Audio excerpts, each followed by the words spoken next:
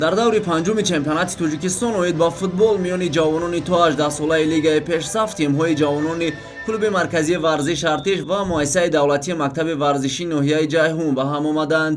дидори дастаҳо дар варзишгоҳи вазорати мудофиа доир гардида бо ҳисоби калони 13-0 ба суди соҳибони майдон хотима ёфт. аз ҳайати ғолиб Шаҳбоз Ҳабибов ба задани 5 гол даст ёфт.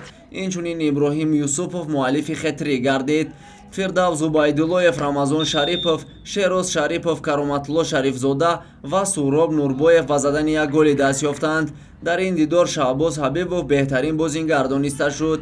бо ҳамин тартиб дастаи ҷавонони клуби марказии варзиш Артиш дар лигаи пешсаф пирӯзии сеюми худро истиқбол кард. муассисаи давлатии мактаби варзишии ноҳияи Ҷайҳун ба шикасти чоруми худ мувоҷеҳ шуд.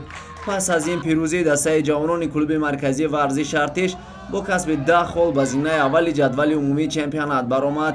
муассисаи давлатии мактаби варзишии ноҳияи Ҷайҳун дар таххонаи ҷадвал қарор гирифтааст.